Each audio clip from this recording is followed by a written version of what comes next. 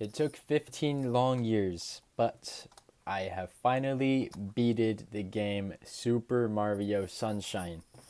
And unfortunately, I did not get to play it on the GameCube I had as a child, but the Switch has released a version of the game that you can play on the Switch no problem. It is called Super Mario 3D All Stars, and if you don't know, Nintendo released this game a few years ago. I just learned about it recently, and I had to buy it on Facebook Marketplace because you can't buy it on the eShop anymore, which is very anti-consumer, but Nintendo is famous for making stupid decisions, so what are you gonna do?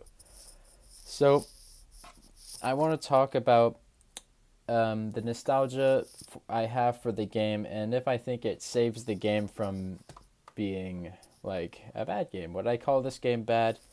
No, but I feel like a lot of people give this game more credit than it actually deserves.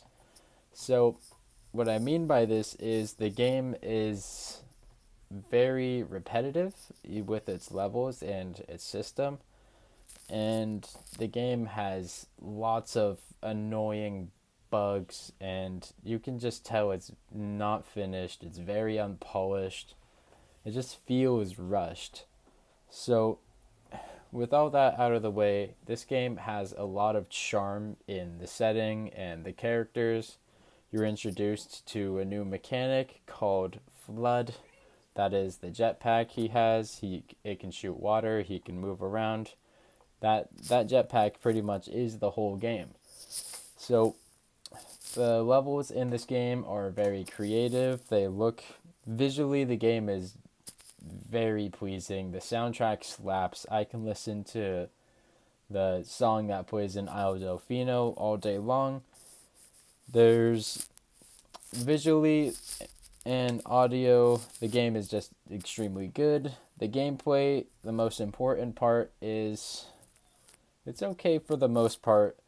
Some things just need to be worked out better. I think the Yoshi systems could be better. Yoshi dies the second a drop of water touches him, which is extremely frustrating. I don't know why that's there. But yeah, there's that, and the jumping is weird at times. The movement doesn't always work the way you want it to, and the worst thing of all is the camera. The camera does not do what you want it to do. Sometimes it clips you through a wall and you're just forced to play blindly. The camera is terrible. This game was not optimized at all to be on the Switch. It is literally word for word, bar for bar, band for band, the exact same as it was on the Switch, or on the GameCube, which is unfortunate, but more nostalgia for me, I guess. So, do I think this game is as good as I played it when I was a child? Absolutely not. I got more frustrated at this game than I don't even think I got upset at this game when I was a kid. But, like most things we're nostalgic about, it is not going to be the same. I already had an experience like this similar with Legend of Zelda Skyward Sword. It just isn't the same without the Wii Motion Plus and yada yada. But I also have a new appreciation for this game because when I was a kid, I didn't beat it. I don't think I fully understood the story or anything, but I like that there's cutscenes and there's audio. They're trying to clearly tell a story here, and the story is Bowser Jr. was told a lie by Bowser that Peach is his mother. So he goes to Isle Delfino where he knows she is gonna go, and he knows Mario is going too. So he copies Mario's appearance and he starts terrorizing them, making him a criminal there.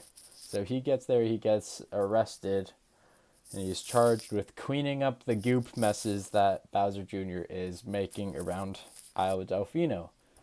So the story is you go through all these missions, beating, cleaning up goop everywhere, and catching Bowser Jr. and doing everything in between until you unlock Corona Mountain, and that is the entrance to the final level.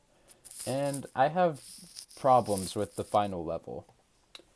I don't think you should be fighting Bowser in the last level of Super Mario Sunshine because he has nothing to do with the story, really, other than telling Junior that Peach is his mom.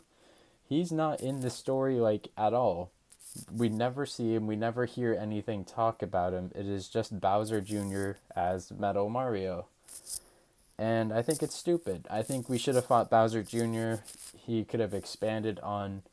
He has a magic brush. He could have made like a giant version of himself or something.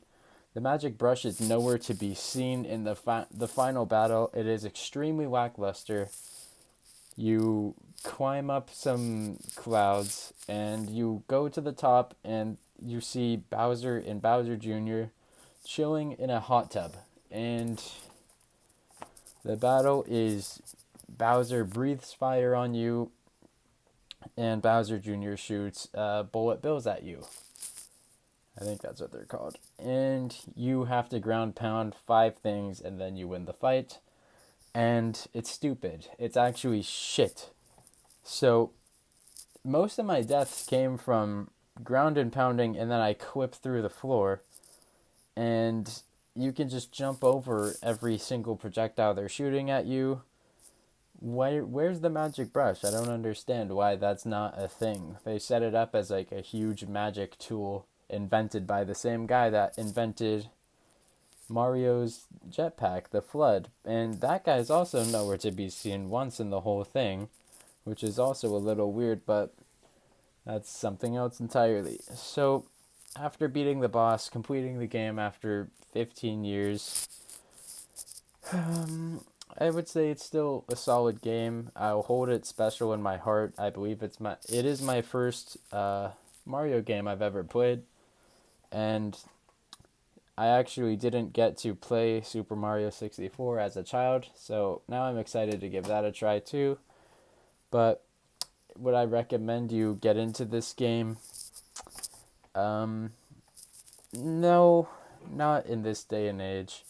This game is expensive. At least it was for me. I had to get it on Facebook, like I said earlier.